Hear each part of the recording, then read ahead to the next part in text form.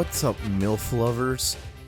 It's Paramecia Fancast, a One Piece fancast where we review the latest chapter of One Piece and have a different One Piece related discussion every single week. Also, by the way, we're entering a recession. My name is Franz. My name is John, and I also love MILFs. How do you feel about the recession? I hope it doesn't take away our MILFs. Yeah, we're entering a MILF recession. Yeah. Actually. Too many DILFs in this economy. Yeah. We've gone a little too DILF heavy. There has to be a balance. So the invisible hand is going to move the market, the wholesome, pure, actually works capitalistic market, back to MILFs. So we're in there. We're ready. If we just hold out a little bit longer, we'll be in fucking MILFs will be going up on the stock market. Exactly. Welcome to Paramecia Fancast, where we do stock reviews and MILFs. Buy them now. Oh wow! Yeah. Hold on. Oof, that's a statement. That oof. Yeah. Now, MILFs, you're gonna want to buy as many as you can, baby. Stock up. And then get ready, like, for your DILFs. This is the time. Sell, baby. Yes. Sell all of your DILF assets right now. I mean, like, look at. I don't watch Queer Guy because, like, I'm not as like umbrella term gay as I am. I don't like participating in a lot of gay media because I feel it either trivializes or patronizes me, and like it doesn't represent what I am. So Queer Eye to me is just like, what? Who? What? Yeah. But there's who? There Queer Eye cast. This is welcome to Paramecia Queer Eye Cast, the Queer Eye for the Straight Guy fan cast. Tan France. That man, he's got the salt and pepper look going on. Ooh, I know which one you're talking about. He's not that old. He's only 36. But if he were like bigger, like a little bigger and a little more chiseled, absolute maximum DILF energy. Yeah, See, here's your ingredients for DILFs. You know, fuck One Piece for a second. For your DILFs, you're going to want some salt and pepper, right? Lightly salted and peppered. Yeah. You're going to want some lean meat and slightly sauteed on both sides. Honestly, Heat it up to a nice internal temp of 150, then take them off the grill and let them rest. That's the most important part. You know your DILF is ready rest when it's like perfectly gold. Yeah. Or if you like them browned, you know, that's perfectly fine. Gold or golden brown. That's where we're going. So that's your recipe for a DILF. Yeah. There's no segue from that. Buy MILFs and cook all of your leftover DILFs. That's our advice. They're going bad. They're in the fridge. I want to escape this bit. We're doing chapter 952, Hyori and Kawamatsu. And speaking of MILF and the DILF, okay. You know, One Piece's, dare I say, greatest MILF and DILF. They probably are the best, like, MILF-DILF combo, these two right here. Chiffon and Beige up on their stolen ship from Big Mom. Part of the short-term focused cover page serials. That's really long-winded. Part 24, Volume 3. My wife's wish is my wish. Beige is actually a good guy, like we learned in Whole Cake.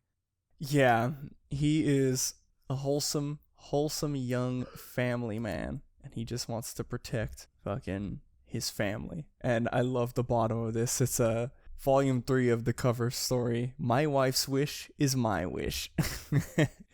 He's just pointing in the air, and Chiffon is like kissing him on the cheek. And I will say, I love it, but I also laugh. So Vito is holding Pez, the baby. I can't not think that like Vito's trying to get the soul stone. They're gonna fucking end Big Mom, dude. As soon as Capone gets the soul stone, it's over. Dude, see, my whole thought on all of this was just like, I didn't notice it till you pointed it out, but looking at it, I was like, oh shit. He's sitting there and he's like, say goodbye to your precious Exodia. Say goodbye to your precious Pez. Oh, God. Fucking chaotic evil Vito for no reason, just throwing shit off the boat. I mean, Pez doesn't have a devil fruit. He'll be good. He could swim. Well, babies can't. Let me double check this before I say this. Can babies swim in the middle of the ocean? Okay, Alexa, please. So, yeah, they shouldn't be out in the middle of the ocean, but like, oh, okay, babies actually can't breathe. They can't swim. Jesus. Oops. Babies just can't breathe. Yep. They have the reflexes to hold their fucking breath and shit, but I mean, babies can learn how to swim. Oh shit. I googled it and it says that they can't. Oh wait, no, babies under 6 months. What? Like, there's a misconception. I had this misconception that if you just toss a baby into a pool, like, they're good. Good thing I'm not a parent yet. Vito's like, you're a fucking terrible dad, Beige. Just let Pez swim, dude. Yeah. Just chucks him off. I'm Vito, and I'm just like, yeah, dude, babies are born with the ability to swim. That's why we like all live near rivers and shit as like Homo sapiens and whatnot. You know, just toss it in a fucking river. It's good. Think about it, dude. The thing is, like, babies do like swimming. Like, they can hold their breath. Yeah. I mean, they spend 9 months swimming, you know? Yeah, what's a couple more after the fact? Exactly. That's what I'm saying. That's what I just realized we spent like 4 minutes talking about baby swimming. Yeah. Oops.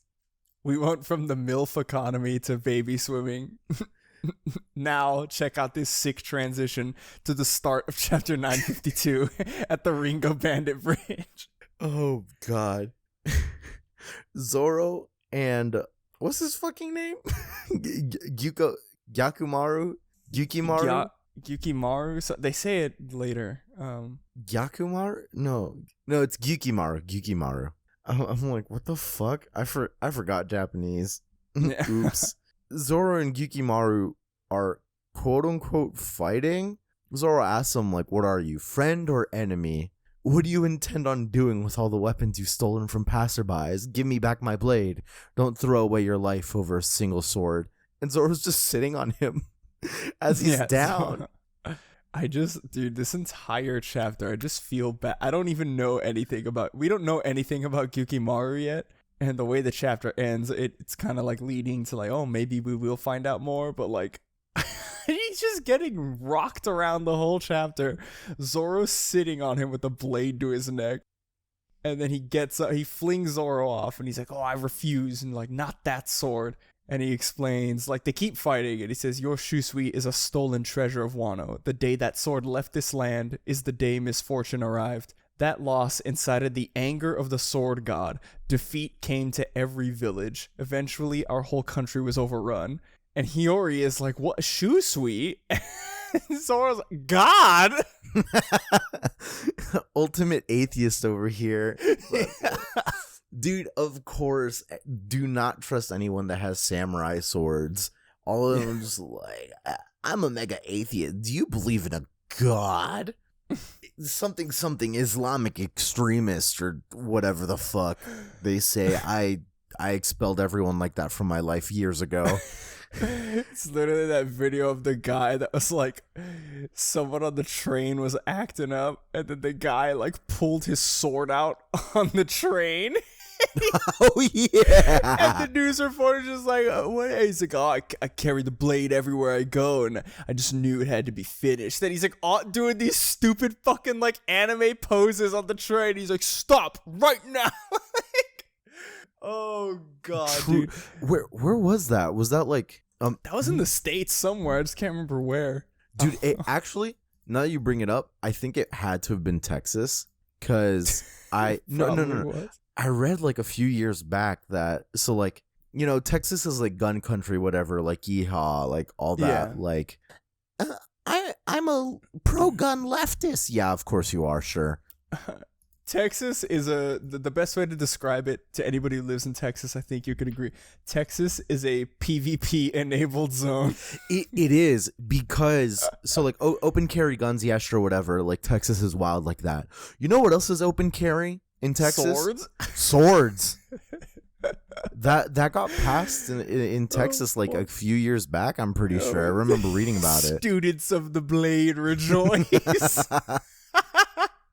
While you were studying science and religion, I studied the blade. That's way too real. That's literally what happened in Texas. That happened in Texas. Wano's Texas. Dude, like, I want to eventually visit Texas someday and have it literally like get off the plane and just see like fucking like those Japanese style gates at like the shrines, like see one of those, but it has like a cowboy hat on top. You'll see like koi fish and koi ponds, but they all have like cowboy hats on them too. Yeah. Honestly, like Kawamatsu's just wearing a cowboy hat. If you think about it, it's just turned down. Yeah. Dude, Kawamatsu's from Texas. He knows about PvP enabled zones. Yeehaw! Yeah, that's his new laugh. Photoshop this panel right here on the next page to say like, yeehaw, welcome to Texas. Be careful, if you step outside of Dallas Fort Worth Airport, you'll be in a PvP enabled zone, partner. Careful, partner, the PvP level cap is 80. Howdy, partner. Welcome to the Dallas Fort Worth Airport. Better gear up. Stock up on all your health items before you get out to the PvP zone. Oh shit. Oh my god.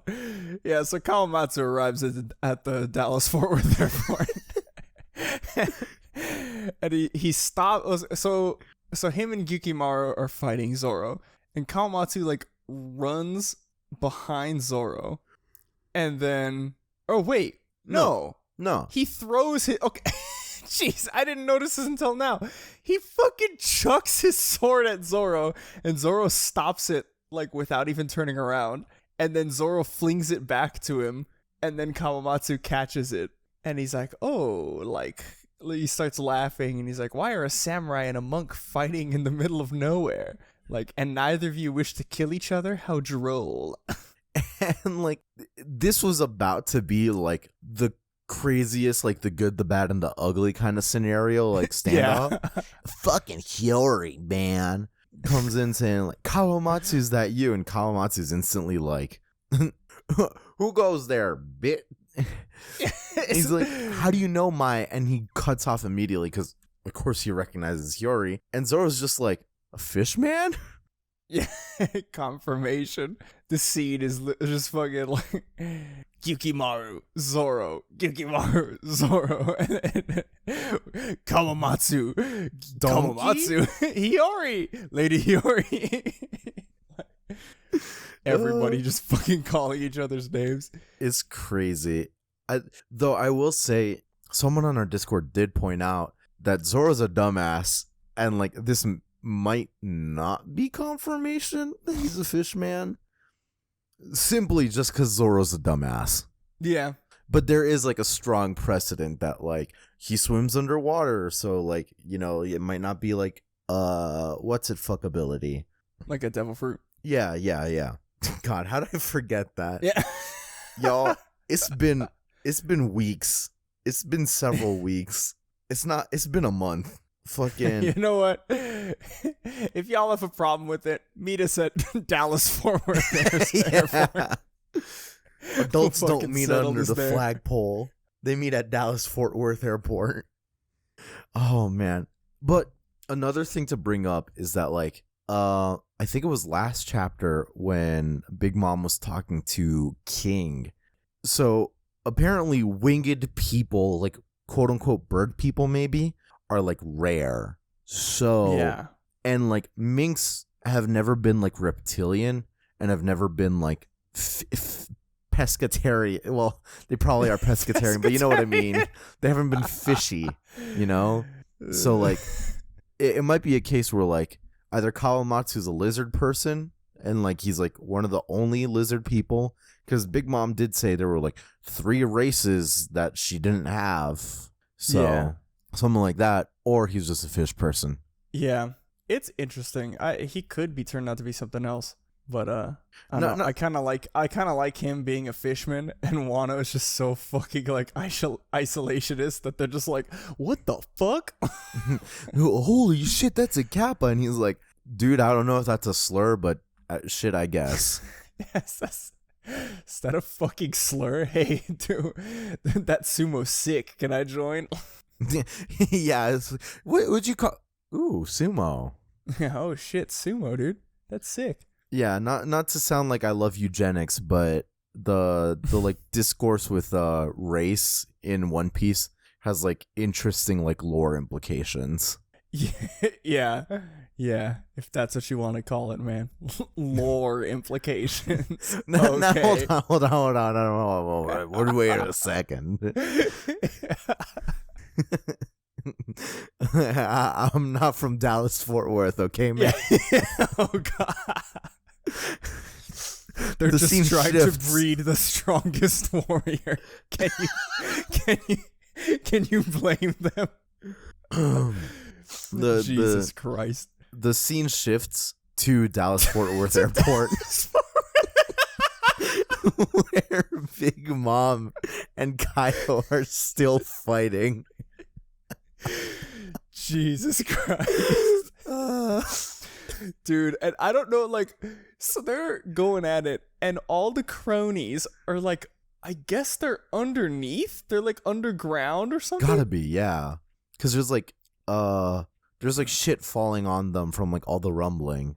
Yeah, and I'm like, that's, even there, they're like, this isn't the smartest place, like, this place is gonna be destroyed, like, we gotta get out of here.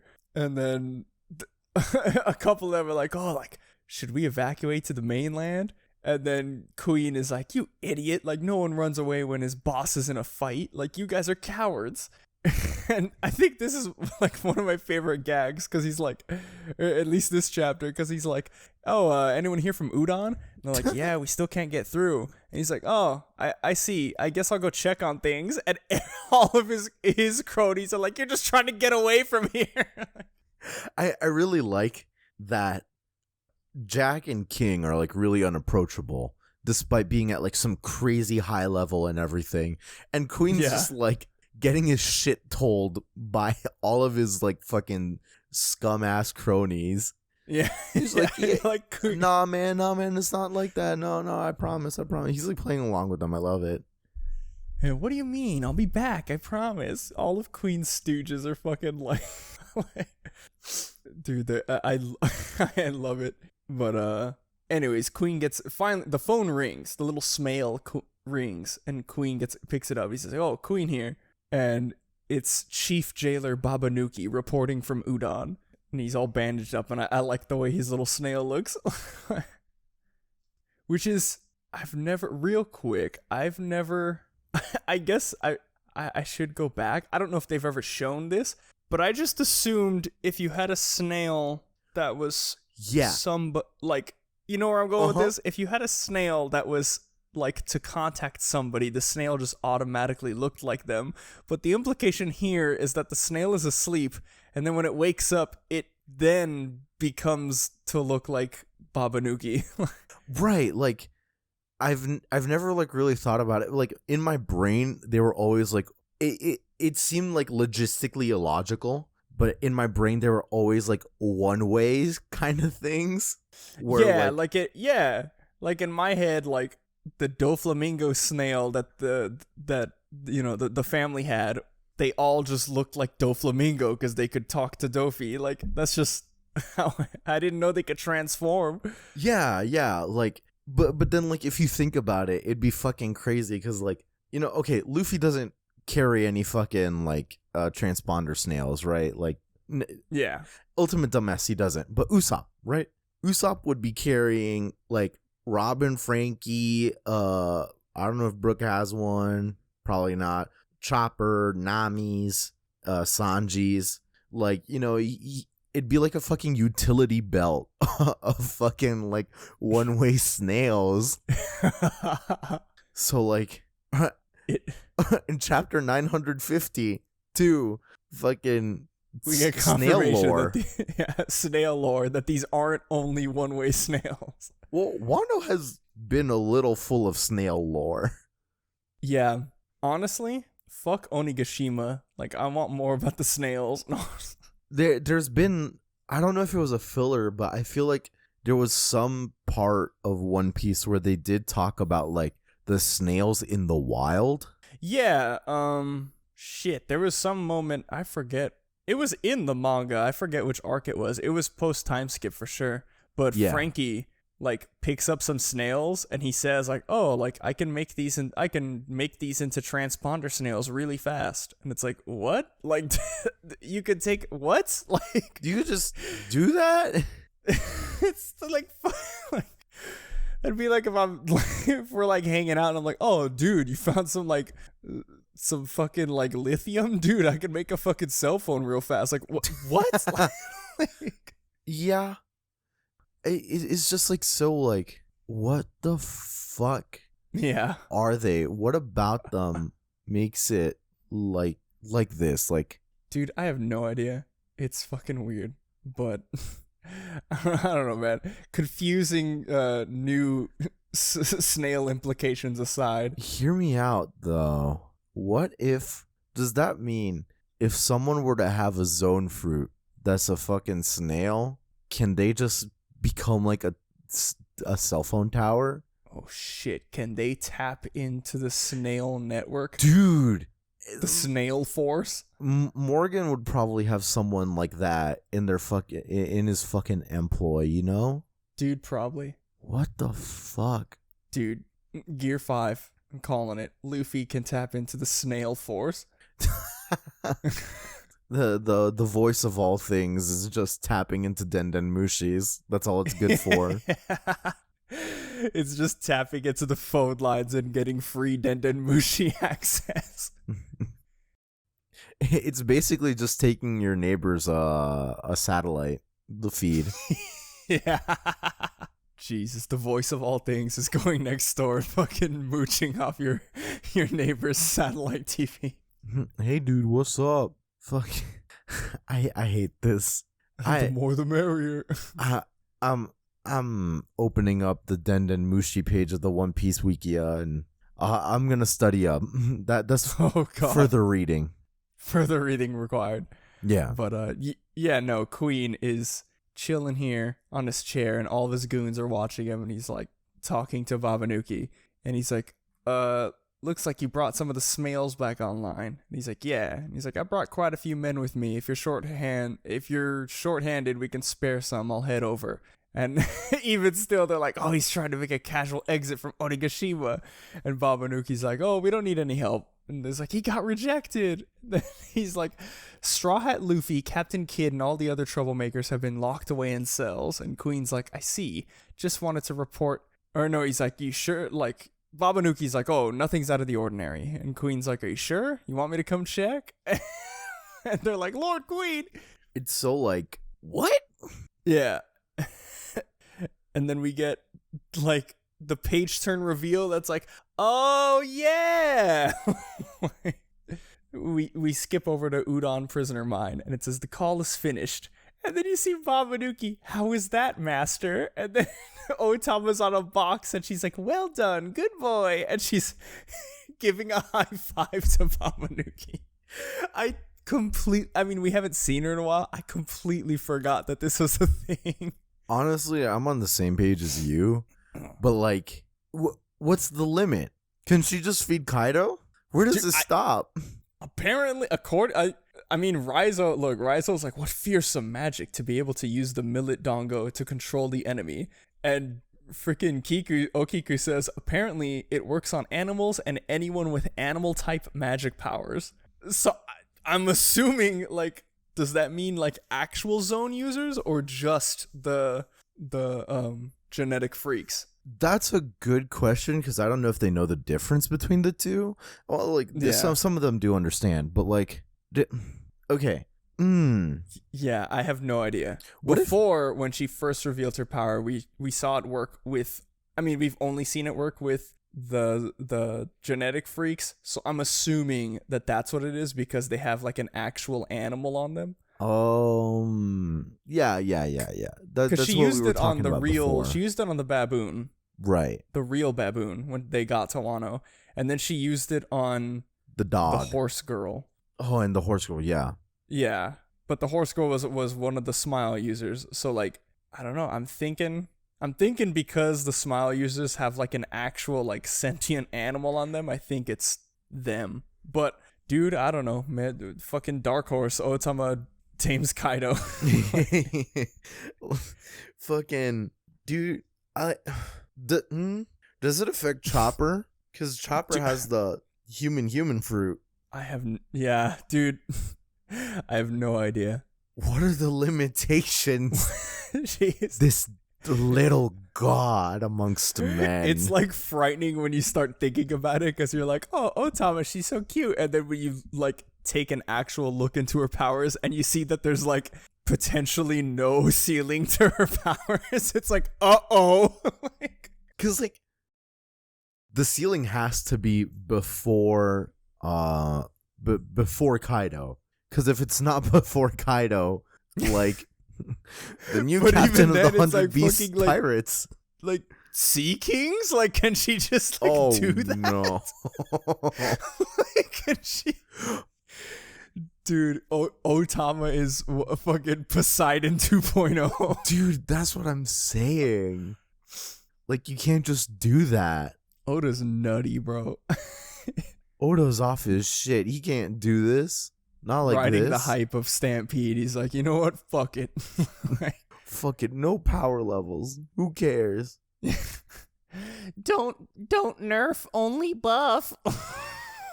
Hey, fuck you. That's how I feel. Yeah. Hey, man. Oh, fucking okay. So we have this happy scene with Otama and Babanuki and Okiku. They're all being cute and Raizo's being funny and surprised.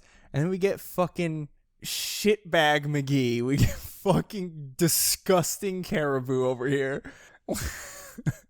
Looking as fucking nasty as ever. Saying, like, laughing. And he's like, oh, things went well. Like, now we've got a few thousand samurai that are supposed to be locked up on our side. And he's like, on the day of the final battle, we're going to scare the crap out of these guys. And Raizo's like, it's all thanks to you. And he's like, indeed, y'all owe me for a favor now, you see? And it's like, oh God, what fucking favor? Like, what do you want? Him. I fucking... What could he possibly want?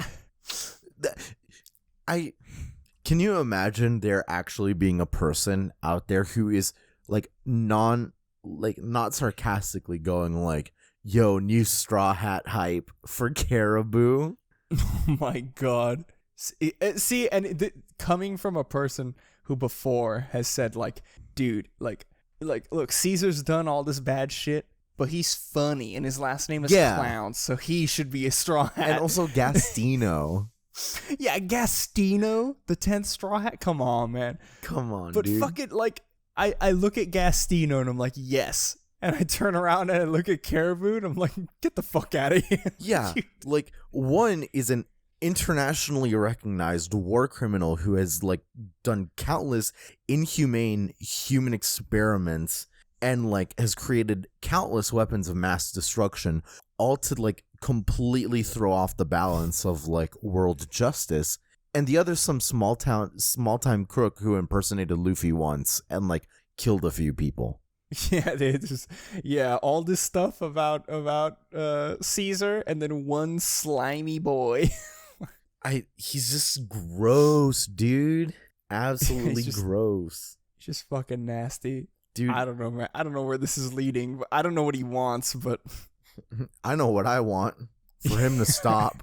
Yeah, basically. Man, The dude, next page, though, God, next page is good.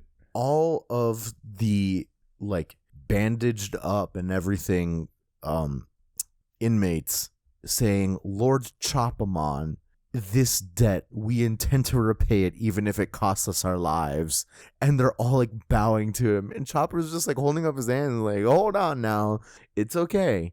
That virus was pretty easy to deal with, which is like, it's so funny thinking back to Scorpion Man being like, Queen is known as the plague because he makes the craziest viruses and like this and that.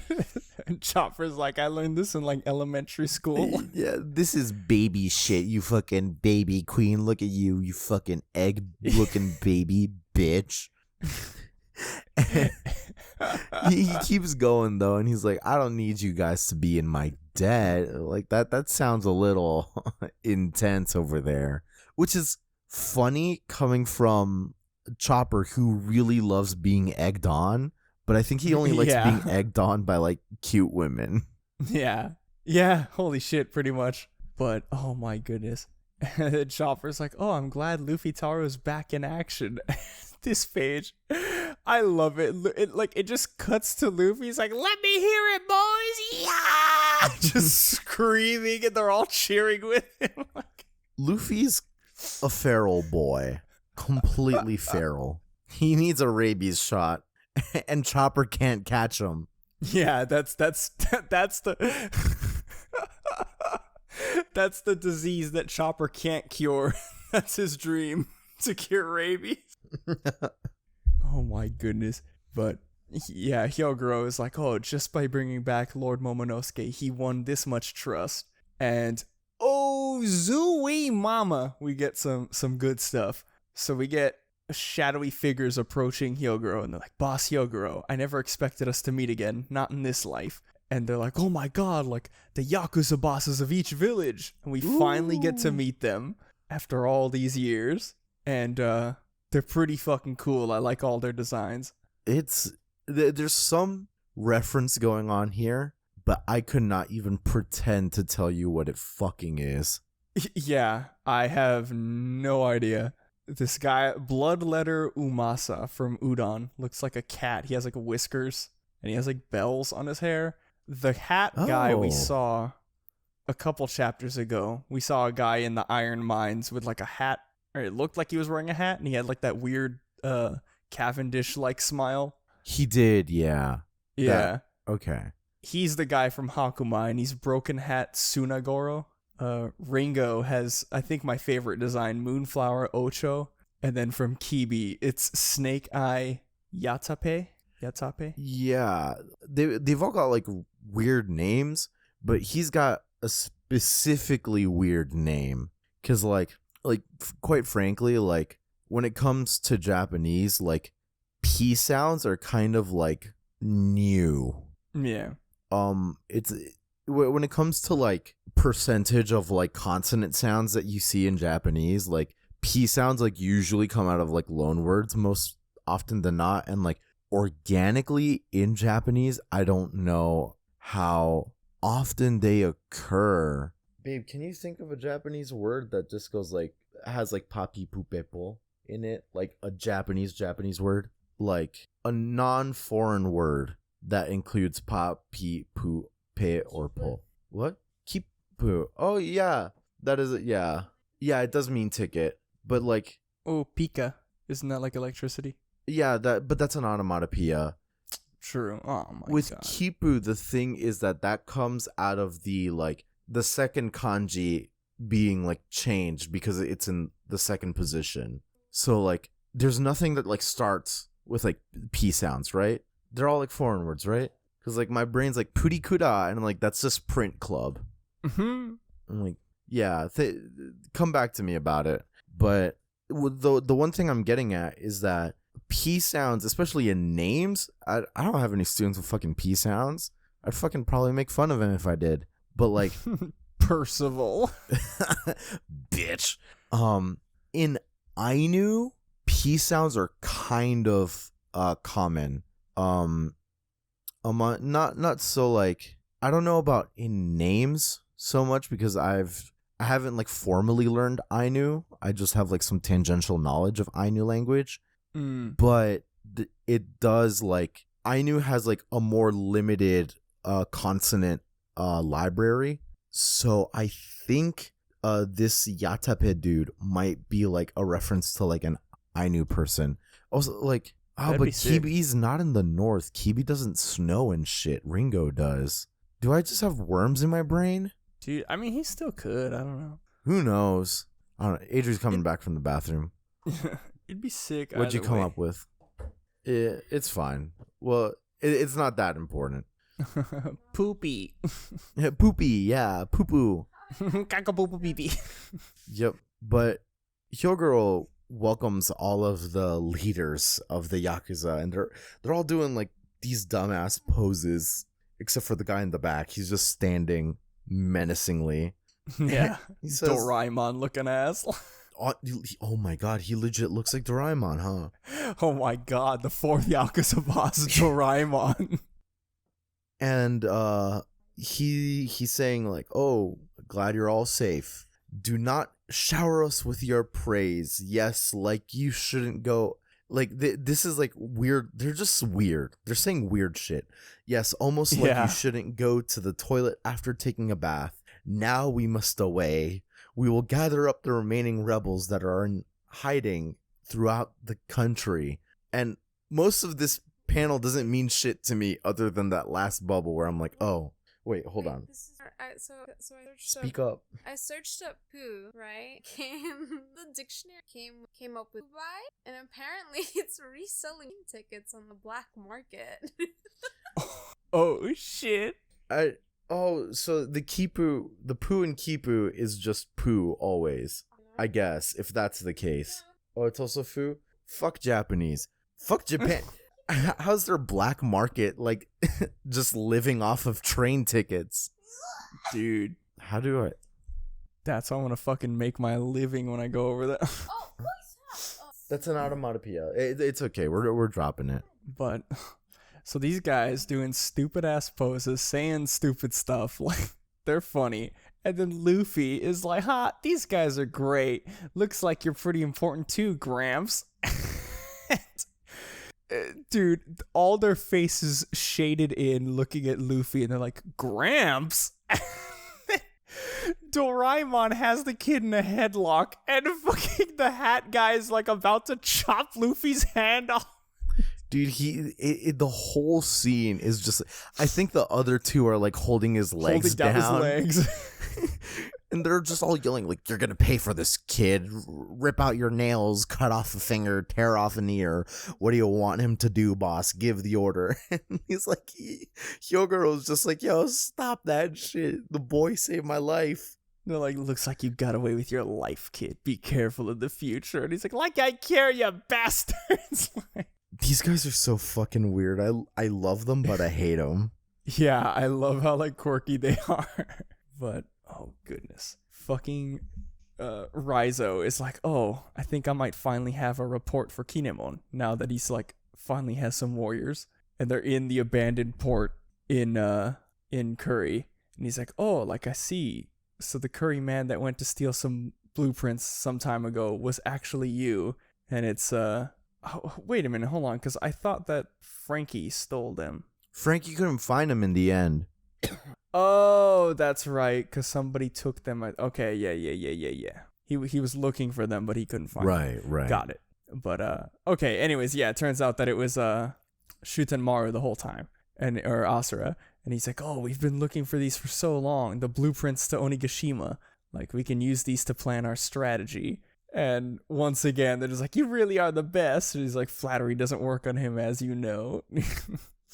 They're all just goofing around, and then he gets a call from Raizo, Kinemon does, and Raizo explains, like, everything, because Kinemon asks, like, "Did you rescue Luffy Taro?"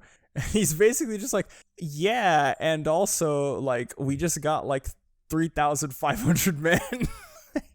It's fucking wild, because, like, Kinemon was basically like, "Yo, Raizo, can you go to, like, the supermarket and get me some, like, milk real quick?" And he was like, "Yeah, bro, I got you some milk, And I also got you some hummus, and I got you some pita chips, and I also got you a limousine, and I also got you... And also won the lottery. Yeah, and I'm also gonna give it all to you, and this and that. And like, Kinemon's like, what? And he's like, I bought you a country, and I bought you a private jet to that country. And Kinemon's like, who? Who? We're like, bro, we just needed milk. But like, Kinemon's still super excited about it.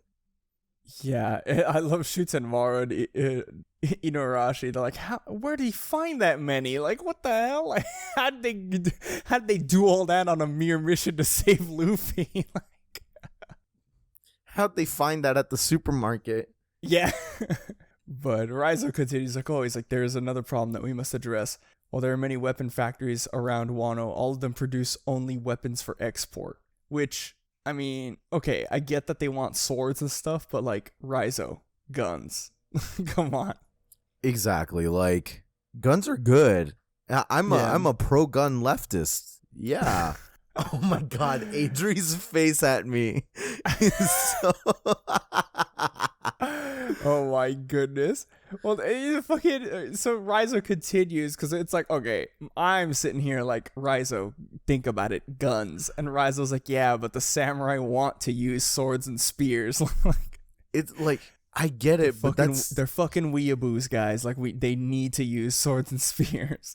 It's kind of like fucking unga bunga of them. Like, because like, if you look at Japanese history, the Warring States period, like, everyone like still use like swords and shit, but the reason Oda Nobunaga fucking steamrolled half the damn country was because he just went to the Portuguese and was like, shit, what's some fucking guns shit you got over there? And they're like, oh, what, these guns? And he's like, yeah. And he's like, you want? And like, and they were like, dude, check this shit out. I mean, literally. And then Oda Nobunaga was like, fuck yeah, I'm a pro-gun leftist. And then Oda Nobunaga came back and was like, bro, check this shit out. And then he killed his brother. Quite literally, bro, check this shit out. Fucking blasts him. Oh shit. My goodness. Dude. And that's a situation we're fucking in. So like, just get guns. Fuck. Yeah. Yeah. They got sea stone bullets too. Fuck. Yeah. So that they don't want to use guns. They want to use sword and spears. So Raizo's like, oh, like, at present, the possession of weapons has been forbidden. Like, you know, Orochi forbid all swords and spears, like, only guns for export, basically. And he's like, oh, like, if we can't get them weapons, the rebellion won't last long. And then Kinemon, so interesting, Kinemon gets on top of this magnificent, legendary rooster that's flaming and is clucking, and I love him. He is my new best friend. I don't know of any, like, legendary Japanese roosters. So, dude, is this a phoenix? I don't either. Or that would be so fucking funny if this is a phoenix. Like if there's a scene where like Kinemon gets attacked on his trip and the thing like dies and then it just fucking comes back and like. Where'd he get it? You know what? Oda just likes drawing animals. I'm not gonna think too much about it. He just likes, yeah. But so this is interesting because Kinemon says, I have some developments to share with you all as well, but I will hold off. I must check on our final troop count. And he says, I will depart now for Braided Hat Village, so Amigasa Village, and make that my base of operations. Raizo, gather up as much detail as you can about your situation. So he's going to the Braided Hat Village, the Amigasa Village, to make it his base of operations. So I'm assuming that Tenguyama was waiting for him. I'm assuming that might be the case, because like what other final troops are there, you know? And I don't think he would know that Amigasa Village is like completely abandoned and dead, you know? Yeah. I have no idea, because the top of this page is talking about like we have no weapons and like we can't outfit our men with weapons. And then Kinemon says he's going to Amigasa Village, but then the next page we cut back to the bandit bridge, and you remember Gyukimaru has been stealing weapons from like everybody, So I initially on the first read through thought like, oh, is he going to that bridge to meet up with Gyukimaru? Yeah. But like he said Amigasa Village, so I can only assume that he's meeting up with the Tengu guy. Yeah, it makes most sense. The other thing that's nice about it is like on the map, there's the whole like, so like Luffy's got Udon unlock, Kinemon's gonna get like Amigasa unlock, and then Zoro probably is gonna keep like Ringo unlock. So it's a pretty interesting development. Yeah, we got literal dynasty warriors. We got a whole bunch of blue territories. We took them over. Yeah, that's exactly it. We beat the head guys and we're in there. As we're in Ringo, the whole bandit bridge situation, Hyori just keeps crying over Kawamatsu, saying, "I never thought I would have met you here in a place like this." And then Kawamatsu's like, "Oh, sorry." Kawamatsu says that, and he keeps going. "But the fact that you are alive and well fills me with happiness, Lady Hyori."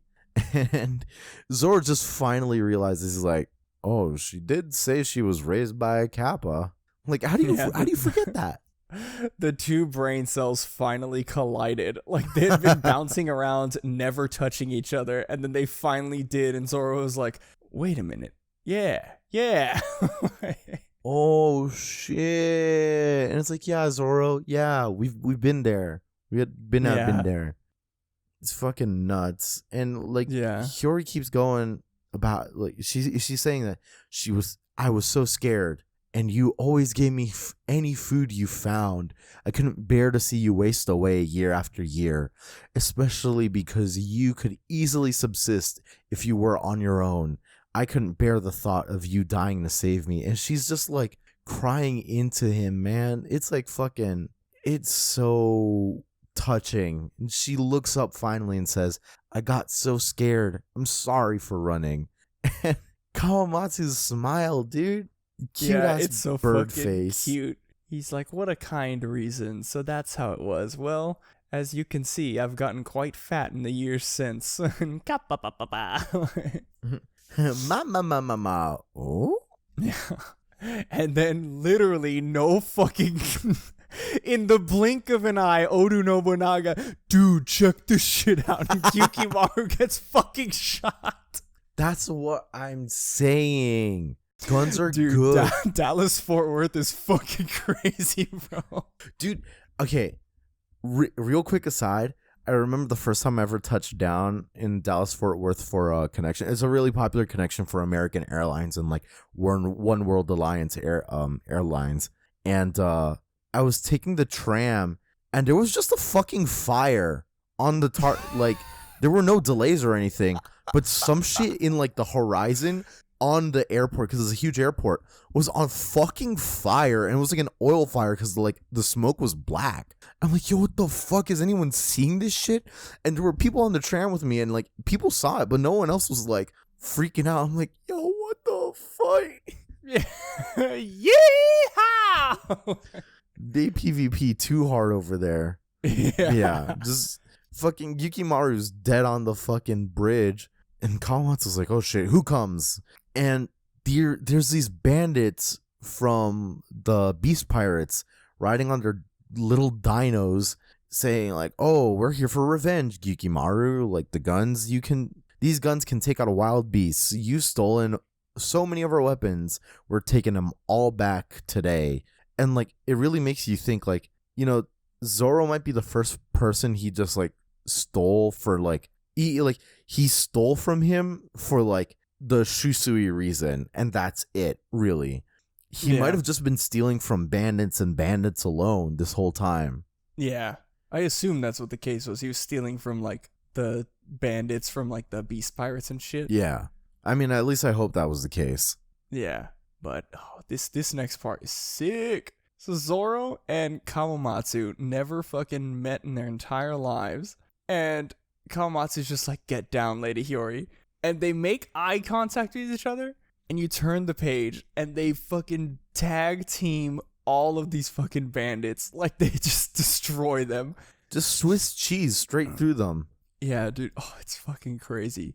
But then Yukimaru, like, so they take him out in a cool, like, a cool like half a page spread of both of them going opposite directions and like taking all of them out.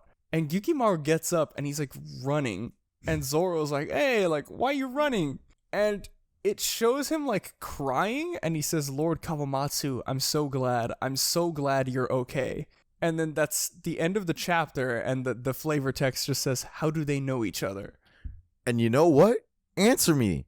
You tell me that. Yeah, Oda. Shit. How do they know each other?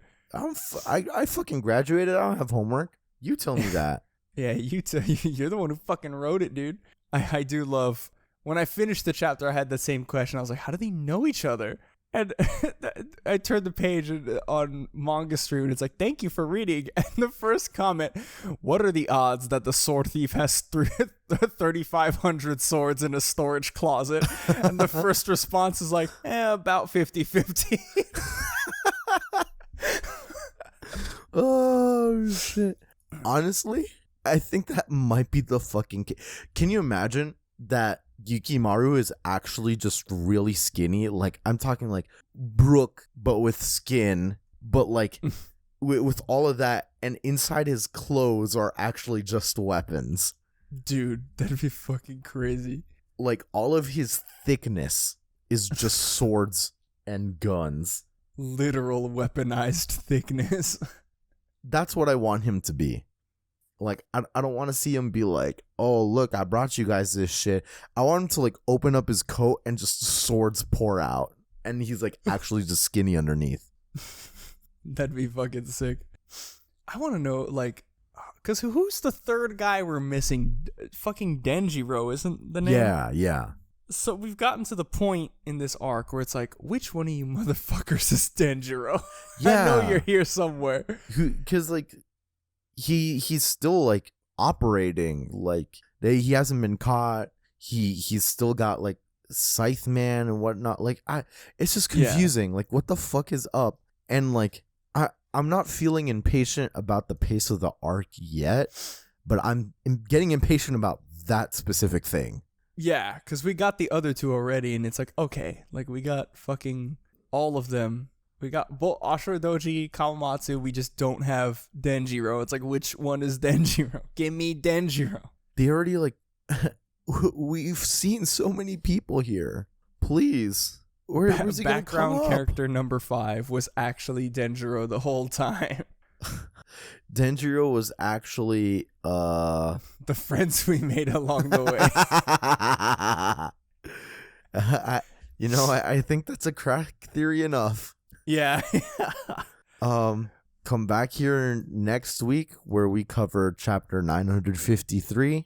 In the meantime, follow us on our social media. We are at Paramecia Cast on Twitter, Paramecia Fancast everywhere else. Tell a friend. Tell your mother. Tell your mother how nice we are, except about the cursing. Actually, download the episode and bleep out every time we curse and then show it to your mother. Yeah. Adri just said that's the whole episode. And I was like, oh shit, she's right. Shit, hey mom, check out this cool podcast. So anyways, yeah, just download the episode and bleep out all the curses and show this to your mom. That's it. MP3 ends. Yeah, exactly. If you bleep out all the cursing and all the times we don't talk about One Piece, it's just 5 minutes of names. Oh my god. Zoro Kawamatsu, Yukimaru, Denjiro. Yeah, all the Denjiro ones are like they get more and more angry and confused and desperate as Denjiro. Oh my goodness. Yeah, follow us on everything, and we're on. Oh my god, was it parameciafancast.libsyn.com, and then the episodes go up everywhere else as soon as they're uploaded. And I just recently, okay, this is gonna be on me. I recently went to like check like Stitcher and the Google Play, and apparently they like weren't getting uploaded to those places. What? Or there was some issue. So I was like, okay, so I redid those. And I checked them again, and we're good. So we should be good. Okay. If you've been looking for us on those places and haven't found us, I apologize for not. I don't know how long this has been going on. Yeah, I hope not long, because, like... Yeah, but I mean, it's fixed. We're up there now, so it should be good. Yeah, don't download them straight from Libsyn like a barbarian. We have technology now. We have technology now. But yeah, no. We're up on all those places for real. And yeah, I can't think of like an actual crack theory. Denjiro is Denjiro sounds a lot like the word Ninjago, which is a famous Lego playset based on ninjas. Denjiro is going to be a ninja, but the twist of it all is he's going to have the toy fruit model Lego. dude, Lego fruit? Ooh. That would actually okay. Hold on. I'm officially Cut the tape, graduating cut this the tape. crack theory. Yeah, cut the tape.